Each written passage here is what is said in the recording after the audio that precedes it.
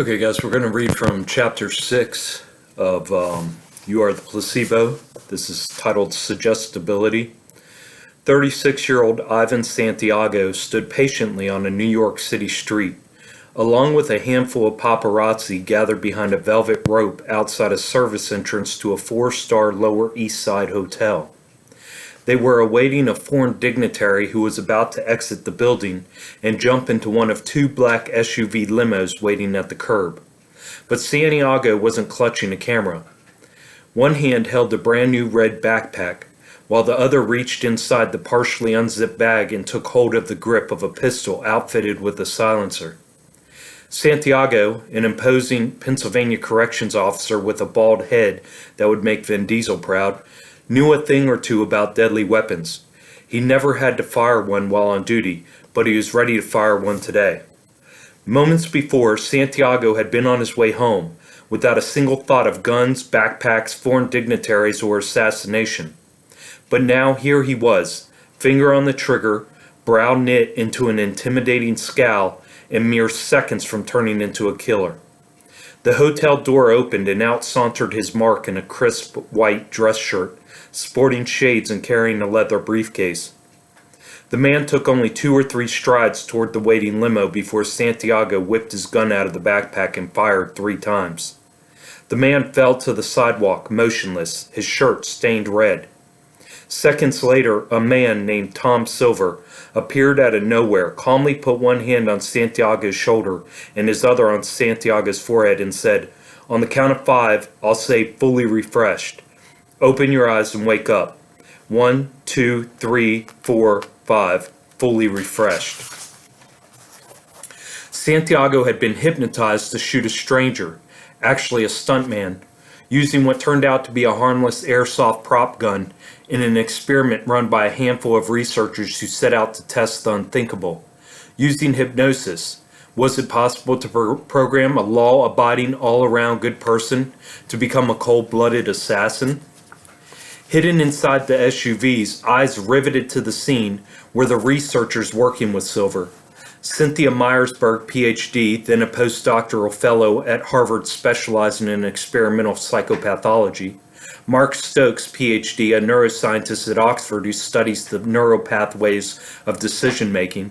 And Jeffrey Kilizewski, Ph.D., a forensic psychologist with Human Resource Associates in Grand Rapids, Michigan, who's done work in super maximum security prisons and hospitals for the criminally insane.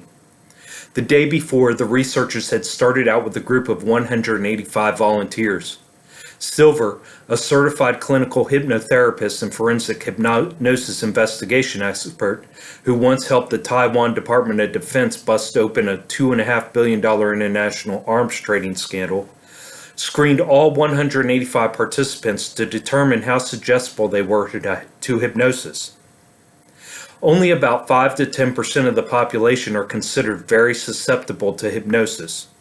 In the test group, 16 passed muster and were given a psychological evaluation to weed out those who might suffer permanent psychological harm from the experiment. 11 progressed to the next test, which determined whether, under hypnosis, they would reject deeply rooted social norms. This would show which were the most suggestible.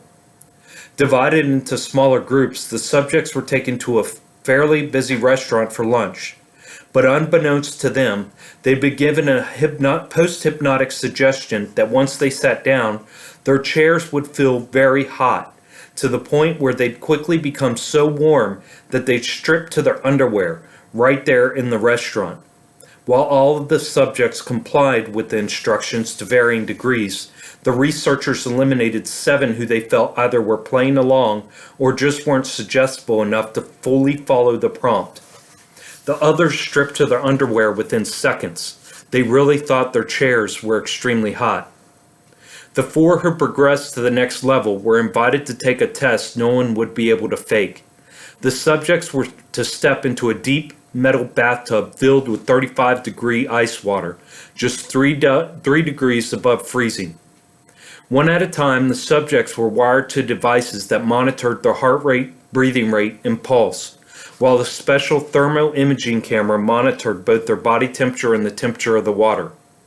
Hypnotizing them, Silver told the subjects they would feel no discomfort from the cold water and, in fact, would feel as though they were stepping into a nice warm bath. Anesthesiologist Sakar Upadhyaya administered the test as emergency medical technicians stood by. This test would make or break the experiment. Normally, when someone is exposed to water this cold, an involuntary gasping reflex happens as the water reaches nipple level. The heart rate and respiratory rate climb. The person starts to shiver, and the teeth begin to chatter. It's the autonomic nervous system taking over in an automatic attempt to maintain internal balance, something that's not under conscious control. Even if a person were in a deep state of hypnosis, the amount of sensation being sent to the brain under these extreme circumstances would normally be too overwhelming to maintain a hypnotic state. If any of the subjects passed this test, they were indisputably suggestible to a very high degree. 3 of the subjects were indeed in deep states of hypnosis, but not deep enough to withstand this kind of intense cold without their bodies losing homeostasis. The longest any of them could stay in the bath was 18 seconds, but the 4th subject, Santiago, stayed in for just over 2 full minutes before Dr. Upadhyaya called a halt to the test. Although Santiago's heart rate was high before the experiment, once he stepped into the water, his heart rate calmed down immediately. There wasn't so much as a flutter on his EKG or a single blip in his respiratory rate. Santiago sat among ice cubes as though he were soaking in a warm bathtub. Indeed, that's exactly what he believed he was doing. The man never flinched, nor did his body fall into hypothermia, and the researchers knew they'd found the subject they were looking for. Because Santiago was so suggestible under hypnosis that his body could overcome such an extreme environment for this amount of time, and his mind could control his autonomic functions, he was ready for the final test. Santiago's background check had shown he was a great guy, the researchers noted. He was a trusted employee, a devoted son, and a loving uncle. He was certainly not the type of man who would agree to kill somebody in cold blood. Would Silver succeed in getting such a man to turn into an assassin? For this next phase of the experiment to be valid, Santiago couldn't know what was being staged. He couldn't make any connection between the experiments he was taking part in and the scene in front of the hotel next to where the study was taking place. As part of the plan, the television producers in charge of filming the experiments told him he hadn't been selected to continue in the program, although they wanted him to return the next day for a short exit interview. Before Santiago left, he was told he wouldn't be put under hypnosis again. Santiago returned the following day. While he was chatting with the producer, the team went to work staging the scene outside. The stuntman strapped on blood packs. The airsoft prop gun, which had the blast and recoil action of a real firearm, was placed inside a red backpack and laid on the seat of a parked motorcycle right outside the entrance to the building. A velvet rope line was set up outside the hotel service entrance, right next door, and stage paparazzi were in place with their film and video cameras. 2 SUVs were parked on the street, looking ready to drive off with the foreign dignitary and his entourage. Back upstairs, Santiago happily answered questions in his exit interview until the producer excused herself for a moment, saying she'd be right back. Soon after she left the room, Silver entered, saying he wanted to say goodbye to Santiago. As Silver shook Santiago's hand, he gave a little tug on his arm that prompted Santiago, by now well conditioned to this cue, to drop immediately into a hypnotic trance. He went limp on the couch. Silver told him a bad guy was downstairs, adding, "He's got to be erased. We've got to get rid of him, and you're the one to do it." He told Santiago that once he exited the building, he'd see a red backpack on a motorcycle, and inside would be a gun. He told Santiago that he was to grab the red backpack and walk over to the velvet rope, where he'd wait for the dignitary, who'd be carrying a briefcase, to emerge from the hotel. He told Santiago, as soon as he comes out the doors, you're going to point the gun at his chest and fire that gun. Bang, bang, bang, bang, bang. But as soon as you do it, you'll simply, completely, totally forget that it ever happened. Finally, Silver implanted both an audible and a physical stimulation trigger that would send Santiago back into a hypnotic state, under which he'd followed the post-hypnotic suggestions Silver had given him. He told Santiago that he'd recognize a segment producer outside the building, and the man would shake his hand and say, "Ivan, you did a spectacular job." Silver told Santiago to nod yes if he'd do what Silver had instructed, and Santiago complied. Then Silver brought him out of the trance and acted as if he were truly just saying goodbye. The producer returned to the room after Silver left and thanked Santiago, telling him the exit interview was over and he could leave. Soon after, Santiago left the building, thinking he was going home. Once he was outside, the segment producer walked up to him, shook his hand, and said, "Ivan, you did a spectacular job." That was the trigger. Immediately, Santiago looked around, saw the motorcycle, walked over to it, and calmly picked up the red backpack sitting on the seat. Seeing the velvet rope line and the paparazzi, he walked over next to them and slowly unzipped the bag. In moments, a man carrying a briefcase strode out the door.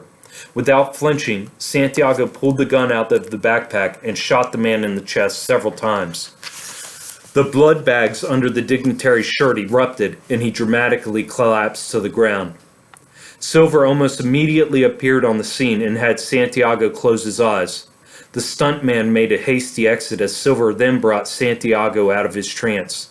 The psychologist, Jeffrey Kilizewski, appeared and suggested Santiago follow him inside with the others for a debriefing.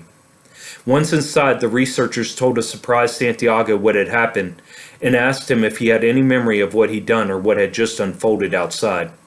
Santiago didn't remember a thing. That is, until Silver suggested to him that he would. Programming the subconscious. In the first few chapters, you read about many different individuals who accepted a possible imagined scenario, and like magic, their bodies responded to that picture in their minds. Individuals who've been trapped for years by the involuntary tremors of Parkinson's disease but increased their dopamine levels by thought alone, only to see their spastic paralysis mysteriously vanish. A chronically depressed woman who over time physically changed her brain and transmuted her debilitating emotional state into joy and well-being.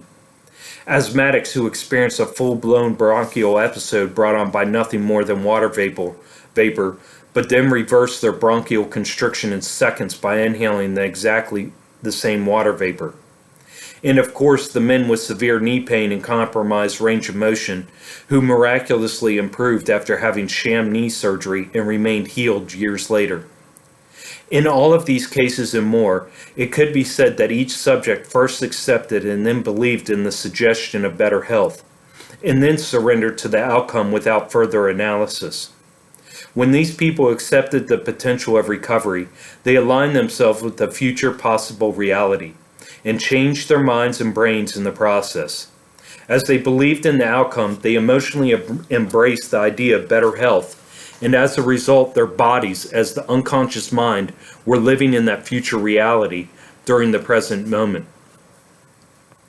They conditioned their bodies to a new mind, and so began to signal new genes in new ways and express new proteins for better health, and they moved into a new state of being.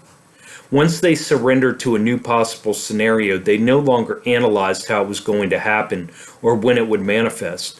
They simply trusted in a better state of being and maintained that new state of mind and body for an extended period of time. It was that sustained state of being that switched on the right genes and programmed them to stay on. Whether they took a regimen of daily sugar pills lasting weeks or even months, received a single saline injection, or submitted to fake surgery, these individuals reaffirmed their acceptance, belief, and surrender for the duration of the study they participated in. If they were taking a pill daily to relieve pain or depression, the pill was a constant reminder for them to condition, expect, and assign meaning to their intentional activity, thus reinforcing the internal process over and over again. If it was a weekly visit to the hospital to see a doctor and be interviewed about their environment, the choice to interact in a particular environment with doctors, nurses, equipment, and waiting rooms triggered a host of sensory responses, and through associative memory, they were reminded of a possible new future. They were conditioned from past experiences that the place called a hospital was where people went to get well. They began to anticipate their future changes and, therefore, assigned intention to the whole healing process. Because all these factors had meaning, they helped make the placebo patients more suggestible to the outcomes they experienced. So now let's address the elephant in the room. No real physical, chemical, or therapeutic mechanisms made these changes happen. None of these people had actual surgery, took active medication, or received any real treatment to create these significant alterations in health. The power of their minds so influenced their body's physiology that they became healed. It's safe to say that their real transformation happened independent of their conscious minds. Their conscious minds may have initiated the course of action, but the real work happened subconsciously, with the subjects remaining totally unaware of how it happened. The same is true of Ivan Santiago. The power of his mind under hypnosis so influenced his physiology that even when he was sitting in a freezing ice cube bath, he didn't so much as flinch. It was the power of his subconscious mind altered by a mere suggestion. However, not his conscious mind, that was responsible for this feat. If he hadn't accepted the suggestion, the outcome would have been very different. In addition, he did what he did without thinking about how he was able to do it. In fact, in his mind, he wasn't sitting in an ice bath. He was sitting in a perfectly pleasant tub of warm water. So I want to point out, it was the power of his subconscious mind altered by a mere suggestion. However, not his conscious mind that was responsible for this feat. So what I'm trying to put across, what I'm trying to stress so much here, and it's because it's so foundational, it's so easy. And if we can just grasp this concept and fully envelop it, we can break these barriers. Because the conscious mind is the barrier. The conscious mind is what has been enslaved. The conscious mind is what is trapped. Because we live by the conscious mind. We constantly are trying to live by the conscious mind, even though it's the subconscious that directs us. But the subconscious has been programmed with the limiting program since birth, with the propaganda, with the fear, lack, desire, necessity for learning, necessity for saviors and authority figures and teachers. So our subconscious has been programmed, but we're living that out in the conscious. So our conscious mind is directing us into this life of limitedness. Damn. So we're stuck in this limitedness because of our subconscious programming. And if we can unlock that and get past that subconscious programming and recognize through the healing and the acceptance of our true nature and innate senses and powers, then we can get beyond the chains that enslave our mind. And it's really that fucking simple. It is exactly that simple. Just as with hypnosis, the placebo effect is created by a person's consciousness somehow interacting with the autonomic nervous system. So it's our consciousness that's tied into the autonomic nervous system. So if we can, so basically our mind is running our bodies, and our bodies are being limited by our mind, which is limited by is run by our mind, which is limited by the programming that's been placed upon it since birth, okay? By the controllers, by the predators, by the ones who want to keep us enslaved. Quite simply, the conscious mind merges with the subconscious mind. You see what I'm saying? Once the placebo patients accept the thought as a reality and then believe and trust in the end result emotionally, the next thing happens is that they get well. A cascade of physiological events automatically carries out the whole biological change. without their conscious minds being involved. It's all working from the subconscious programming. The conscious mind is just there. It's just like la-di-da, here I am. It's the subconscious programs that are running everything and keeping us limited and away from our unlimited potential. They're able to enter the operating system where these functions already happen routinely, and when they do, it's as if they planted a seed in fertile ground. So through the suggestion, they are planting a seed inside of our subconscious mind. Excuse me. The system automatically takes over for them. In fact, it's not anyone's job to do anything, it just happens. So, and that goes back to us living on autopilot. Even though we think we're conscious and think we're making decisions, it's all based on what we've been programmed in the past to do. We are literally living in 5% of our consciousness, and the other 95% of our consciousness, our subconsciousness, is automatic and tied in automatically to our body and our response systems. So the other 5% is just living off the chemicals and the emotions and the addictions that we've been programmed to be addicted to and to desire and think that we can't live without. None of the subjects could consciously spike dopamine levels by 200% and control involuntary tremors with the mind, manufacture new neurotransmitters to combat depression, signal stem cells to morph into white blood cells, to mount an immune response, or restore knee cartilage in order to reduce pain, just as Santiago couldn't have consciously avoided flinching when he lowered his body into that tub. Anyone trying to accomplish any of these feats would certainly be unsuccessful. These people would have to get help from a mind that already knows how to initiate all these processes.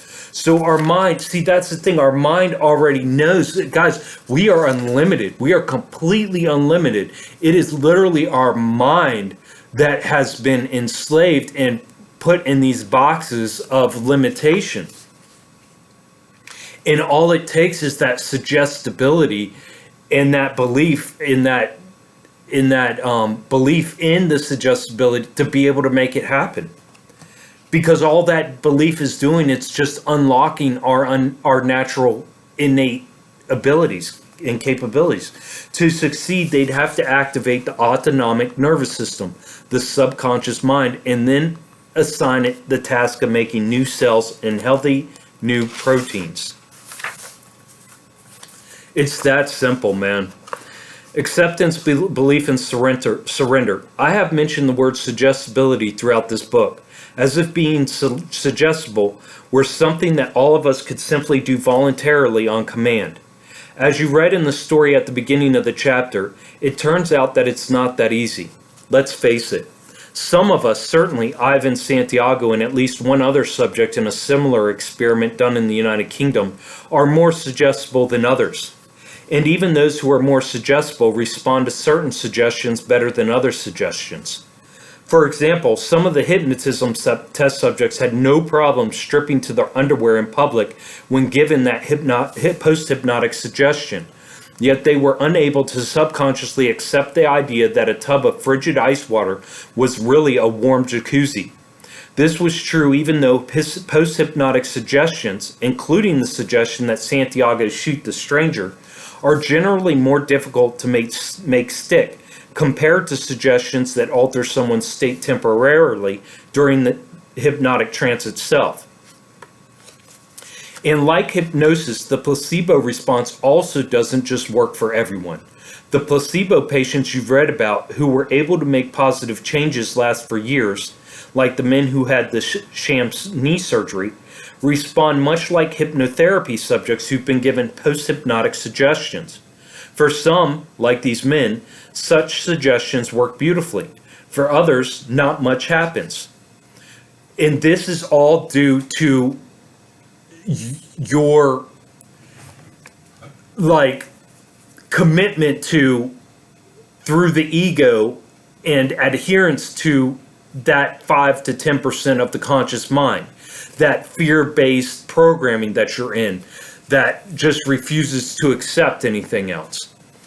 So the reason that it doesn't work for some people at all, the reason it's harder for most people, and the reason it's easier for some people is some people still have, just like me, and I take me for example, like the way I grew up, my mom tried to beat the fucking hell out of me to get me to comply and obey and say that black was white or white was black or whatever she wanted me to, but I just couldn't do it.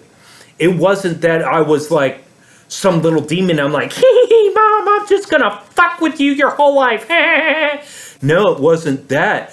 It was that my mind literally could not accept someone telling me that my perspective was wrong and that what I'm seeing with my own eyes was different than what my brain was processing it to be. So, like, I was just adamant in that. And it's the same thing with the way that we can reach this level of healing easier and some not so easy, is because some people are just completely sold out to the program. They are so scared and so in their fight or flight response that it is very difficult, extremely, extremely difficult for them to come out of that, because they don't feel like there's a safe space for them to come out of that. Man, I'm starting to get this together in my head now. For instance, when they're sick or suffering from a disease, many people simply can't accept the idea that even a drug, procedure, treatment, or injection can help them, let alone that a placebo might work. Why not? It takes thinking greater than how they feel, in turn allowing those new thoughts to drive new feelings, which then reinforce those new thoughts until it becomes a new state of being. So again, people are so entrenched in their physical nature, in their physical experience, that everything hurts, that everybody's hurt them, because subconsciously the people that were supposed to take care of them since birth, their parents, fucked them over and hurt them the worst. So how can they accept that anybody or anything else is going to provide a safe environment or be a safe, loving thing for them, through the hypnosis or through the placebo or through the pills? So that's why it's harder for some people, because it's all ties back into their feelings and how they feel in this physical existence. Is they're scared, they're stuck in that fight or flight, they're stuck in that survival mode, and that we don't even recognize that we're stuck there. And that's what it all comes down to. We're stuck in that survival mode, and that's why it's harder for like 99% of these people to accept what I'm saying and what I'm trying to lay out. Even though it's not new knowledge, I'm not teaching anything. It rings in their soul, it rings in their subconscious, it rings deep down, but they are so entrenched in that ego that's fighting to survive, that they can't accept it. They won't accept it. Because they need their dopamine, they need to remain comfortable. Because what they're doing is they're hanging on for dear life to life. They think at any moment they could die, so they're hanging on to all the pleasures, all the dopamine. Man, this is crazy, dude. I'm putting this together. But if familiar feelings have become the means of familiar thinking, and the person can't transcend that habituation, he or she is in the same past state of mind and body, and everything stays the same. They're stuck. However, if those same people who can't accept that a drug or procedure can make them well could reach a new level of acceptance and belief, and what makes a lot of people go into that surrendering to that acceptance of a new belief in our unlimited potential and the potential to heal, is when you've hit rock bottom. When you've hit rock bottom, that's when people are willing. They're like, okay, I'll believe anything, I'll take anything, I'll try anything, I'll do anything. And that's when people have a chance. And then, However, some people who can't accept that a drug or procedure could make them well could reach a new level of acceptance and belief and then surrender to that end without constantly fretting, worrying, and analyzing, then they could reap greater rewards from the process. That's what suggestibility is, making a thought into a virtual experience and having our bodies consequentially respond in a new manner. Suggestibility combines three elements: acceptance, belief, and surrender. The more we accept, believe, and surrender to whatever we're doing to change our internal state, the better the results we can create. And that's why these healing modalities work so well, because you believe in them. You're like, okay, I'll try anything. You do yoga and it becomes a miracle drug for you, and you're like, oh my God, it works perfect. It's because you've surrendered to this. That's why just about anything that an addict, let's say an addict has a near-death experience or several of them, and finally it's just like, okay, I've had enough, and they're burnt out on it all, and they surrender over to, and whatever comes along in the matrix system that offers the salvation, usually Christianity, some religion, or AA, or whatever it might be, a pill, whatever it might be, a doctor. And it works for them, and it pulls them up out of the muck to get them living again. They aren't completely healed because their soul still knows, wait a minute, I'm missing out. But usually this new thing that comes along envelops them and becomes their new savior. And with that being a new savior, that savior requires something from them. And what that savior requires from them is for them not to go out and look for anything more than what their new savior is offering, because you can't worship two masters. Suggestibility combines three elements: success and similarly, when Santiago was under hypnosis and his subconscious mind was in control, he could totally accept what Silver told him about the bad guy who needed to be eliminated. He could believe that Silver was telling the truth, and he could surrender to carrying out the detailed instructions Silver gave him without ever analyzing or thinking critically about what he was about to do. There was no hand-wringing and asking for proof. There was no second-guessing. He just did it. And that's how we do our healing, guys. Oh my God, I'm putting this together. I'm going to start putting this together now.